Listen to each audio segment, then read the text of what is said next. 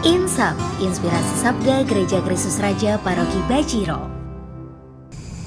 Ibu, Bapak, Saudara-saudari yang terkasih, kembali bertemu dalam Insap, Inspirasi Sabda Paroki Kristus Raja Bajiro, Yogyakarta pada hari ini, Selasa 15 Maret 2022.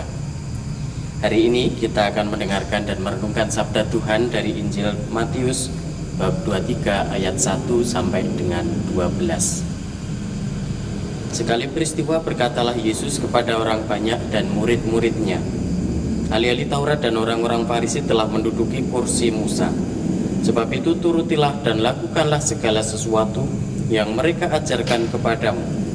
Tetapi janganlah kamu turuti perbuatan mereka, karena mereka mengajarkan tetapi tidak melakukannya. Mereka mengingat-ingat beban berat lalu meletakkannya di atas bahu orang, tetapi mereka sendiri tidak mau menyentuhnya. Semua pekerjaan yang mereka lakukan hanya dimaksud supaya dilihat orang. Mereka memakai tali sembahyang yang lebar dan jumbai yang panjang. Mereka suka duduk di tempat terhormat dalam perjamuan dan di tempat terdepan di rumah ibadat. Mereka suka menerima penghormatan di pasar dan dipanggil rabi. Tetapi kamu, janganlah suka disebut rabi, karena hanya satu rabimu dan kamu semua adalah saudara. Dan janganlah kamu menyebut siapapun bapa di bumi ini, karena hanya satu bapamu, yaitu Dia yang di surga. Janganlah pula kamu disebut pemimpin, karena hanya satu pemimpinmu, yaitu Kristus. Siapapun yang terbesar di antara kamu, hendaklah ia menjadi pelayanmu. Barang siapa meninggikan diri akan direndahkan, dan barang siapa merendahkan diri akan ditinggikan.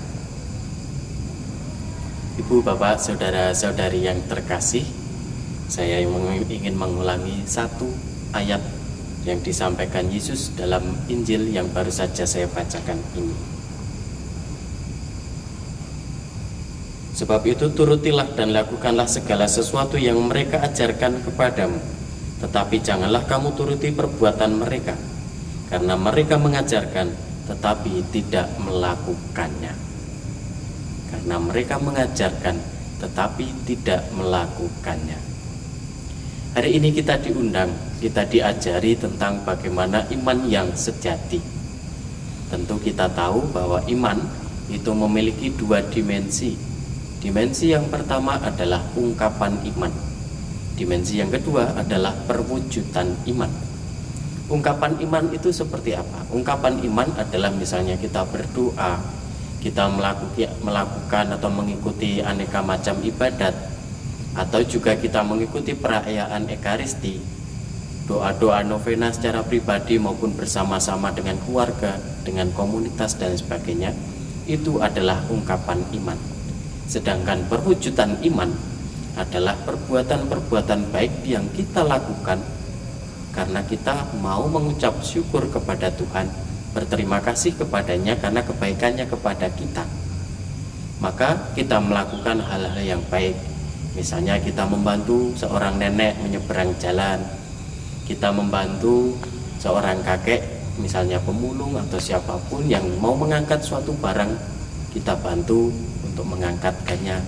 Hal-hal sederhana semacam itu kita lakukan dan demi kebaikan bersama. Itulah yang kita sebut dengan perwujudan iman. Hari ini Yesus mengkritik juga para ahli Taurat dan orang-orang Farisi karena mereka hanya mengatakan tetapi tidak melakukan. Maka Yesus tadi mengatakan, ikutilah ajaran mereka tapi jangan mengikuti perbuatan mereka.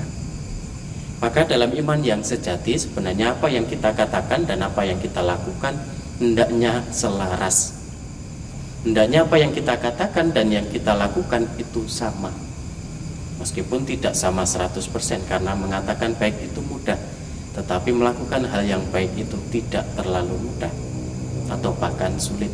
Maka mari kita mohon rahmat pada Tuhan supaya semakin hari, terutama di masa Prapaskah ini, kita boleh mendalami iman kita, memperdalam iman kita, sehingga kita bertumbuh menjadi pribadi-pribadi yang memiliki iman yang sejati, yang menghayati firman Tuhan dan melakukannya dalam hidup kita sehari-hari. Demikian renungan pada hari ini. Tetap sehat, tetap semangat, tetap penuh berkat, berkah